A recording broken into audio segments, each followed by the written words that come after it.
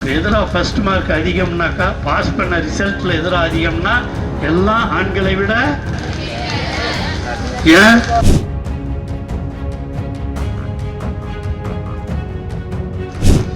இன்னும் கொஞ்சம் நாள் போனால் என்ன ஆகும்?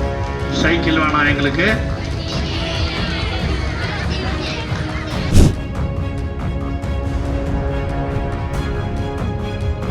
இன்று உதயநிதி அவர்களுடைய தலைமையிலே ஆட்சி வருகிற பொழுது நிச்சயமா உங்களுக்கு ஸ்கூல் டைம் கொடுக்கிற ஒரு காலம் வரும்.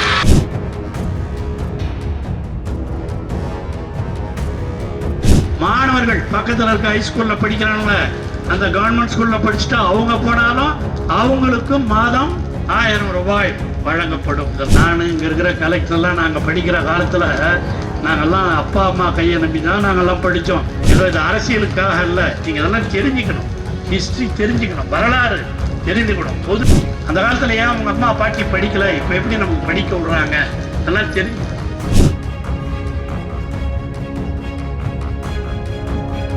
கஷ்டப்படக்கூடாதுங்கிறதால தான் மாதம் 1000 ரூபாய் வழங்குகிற ஒரு முதலமைச்சர் இந்தியாவிலேயே தமிழ்நாட்டில் ஒருத்தர் தான். நீங்கள்லாம் காலேஜுக்கு போனீங்கன்னா ப்ளஸ் 2 படிச்சுட்டு எந்த காலேஜுக்கு போனாலும், பிரைவேட் காலேஜாக இருந்தாலும், மெடிக்கல் காலேஜ் போனாலும், இன்ஜினியரிங் காலேஜ் எல்லாருக்கும் உண்டு.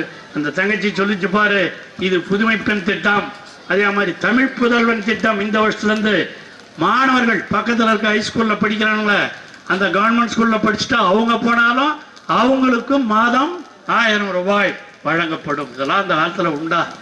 நான் இங்கே இருக்கிற கலெக்டர்லாம் நாங்கள் படிக்கிற காலத்தில் நாங்கள்லாம் அப்பா அம்மா கையை நம்பி தான் நாங்கள்லாம் படித்தோம். இப்போ நீங்கள் அரசாங்கமே உங்களுக்கு இவ்வளவும் செய்கிறது என்று சொன்னால் அதுதாம்மா பெரியார் சொன்னது, அதுதாம்மா அண்ணா சொன்னது. அதை செய்து கொண்டிருப்பவர் தான் நம்முடைய தளபதி. ஏதோ இது அரசியலுக்காக இல்லை. நீங்கள் இதெல்லாம் தெரிஞ்சுக்கணும், ஹிஸ்ட்ரி தெரிஞ்சுக்கணும், வரலாறு தெரிஞ்சுக்கணும், பொது அறிவு வளர்த்துக்கணும்.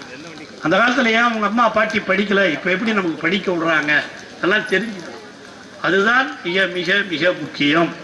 அதுவும் மகளிர் கேர்ள்ஸ் ஹை ஸ்கூல். இந்த கேர்ள்ஸ் ஹை ஸ்கூலுங்கிறது சாதாரணமான விஷயம் கிடையாது. பெண்கள்லாம் நிறைய படிங்க, நல்லா படிக்கணும். அதுவும் ஆண்களை விட இப்போ பெண்கள் தான் நல்லா படிக்கிறாங்க. நான் போன இடங்கள்லாம் பார்க்குறேன். இப்போ எதிராக ஃபர்ஸ்ட் மார்க் அதிகம்னாக்கா பாஸ் பண்ண ரிசல்ட்டில் எதிராக அதிகம்னா எல்லாம் ஆண்களை விட ஏன் நல்லா படிக்கிறீங்களா? அதுதான் படிக்கணும். படி படி படி. அதைத்தான் முதலமைச்சர் சொன்னார், படியுங்கள் படியுங்கள் படியுங்கள் என்று மாணவர்களிடத்திலே அவர் சொன்னார். அந்த அடிப்படையில் தான், அதால் தான் முதலமைச்சர் சொன்னார், என்னுடைய 2 கண்களில் ஒன்று கல்வி, மற்றொன்று சுகாதாரம் அப்படின்னு சொன்னவர் தமிழக முதலமைச்சர். இதெல்லாம் நீங்கள் நான் தான் மொழியை சொன்ன பாருங்க, எல்லாம் நடந்து போய் படித்த காலம் போய் இன்னைக்கு சைக்கிள் கொடுத்துருக்காங்க. இன்னும் கொஞ்சம் நாள் போனால் என்ன ஆகும்? சைக்கிள் வேணாம் எங்களுக்கு.